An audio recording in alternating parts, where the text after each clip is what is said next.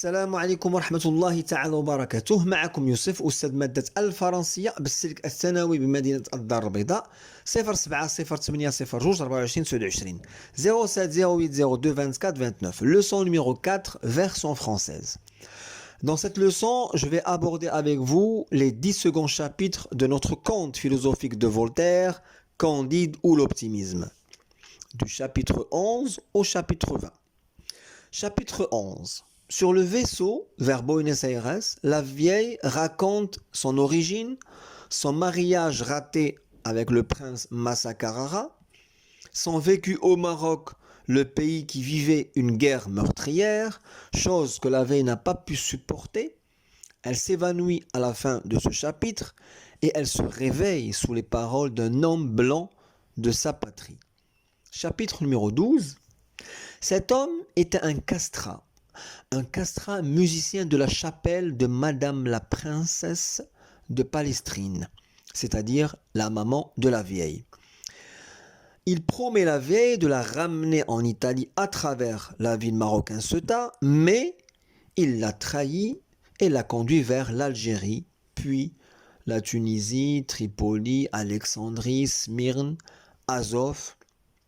Et suite à un serment de hymen très pieux, la vieille va perdre une fesse et va passer le reste de sa vie en tant que servante en Russie à travers plusieurs villes avant d'être la servante du juif Don Issachar dans la campagne de Lisbonne.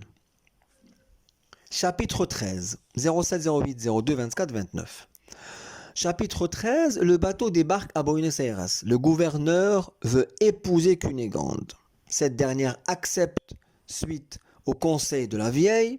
Quant à Candide, lui, il est obligé de s'enfuir parce que la police arrive pour l'arrêter pour le meurtre de Monsieur l'Inquisiteur. Candide a vraiment du mal à se séparer encore une deuxième fois de Cunégonde. Chapitre 14. Les deux hommes se réfugient suite au conseil de Cacambo et se dirigent vers le Paraguay, chez les Jésuites, gouvernés par le fils du baron, qui l'accueille. Une surprise pour Candide qui l'informe que Cunégonde est dans le voisinage. 07 08 02 24 29. Chapitre 15. Le fils du baron dans ce chapitre, le commandant des Jésuites, raconte en détail à son cousin Candide ses aventures et comment il est devenu chef des Jésuites. Candide lui demande la main de Cunégonde et insiste pour l'épouser. Mais le fils du baron refuse et lui donne un grand coup du plat de son épée sur le visage. Candide tire la sienne et l'enfonce dans le ventre du baron. Il regrette juste après et il est obligé de s'enfuir avec Cacambo, emportant la robe de sa victime. Chapitre 16. En passant par un territoire inconnu, 07 08 02 24 29, en passant par un territoire inconnu, il rencontre deux singes qui menaçaient des filles nues. Candide les tue, mais Cacambo l'informe qu'il s'agissait de leurs amants.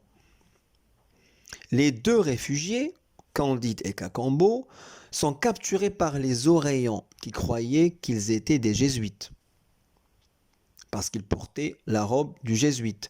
Heureusement que Cacambo propose aux Oreillons de s'assurer. Ils étaient sauvés suite à cette proposition. Chapitre 17.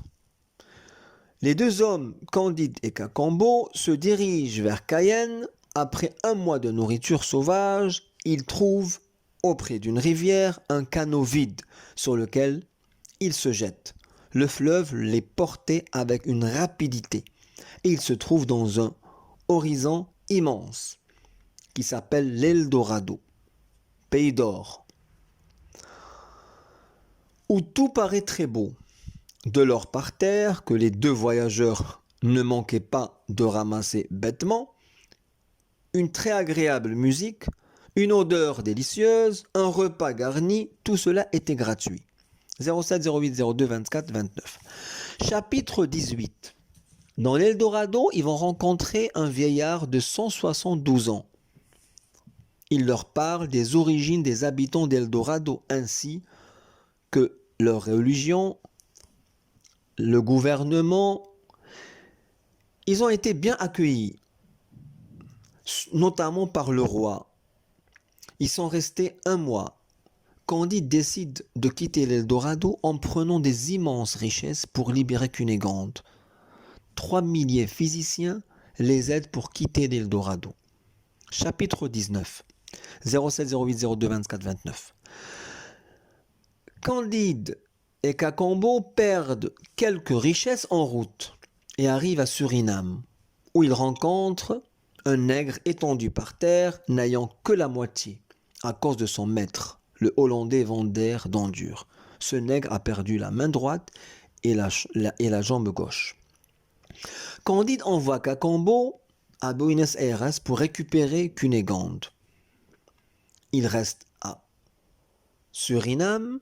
Candide reste à Suriname où il va être volé par le Hollandais, le même personnage.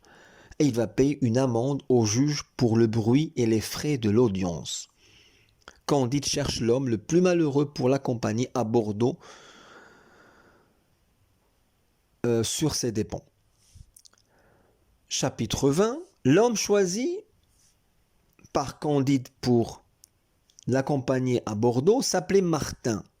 07 08 02 24 29. Il s'appelait Martin, un manichéen qui pense que Dieu a abandonné ce globe terrestre, sauf le pays d'Eldorado. Ils aperçoivent pendant leur voyage sur le vaisseau, ils aperçoivent deux vaisseaux qui combattaient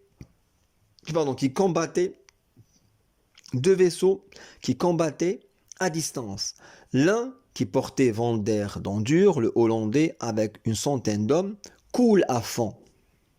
Candide considère cela comme une punition et il récupère un de ses moutons chargés de gros diamants d'Eldorado.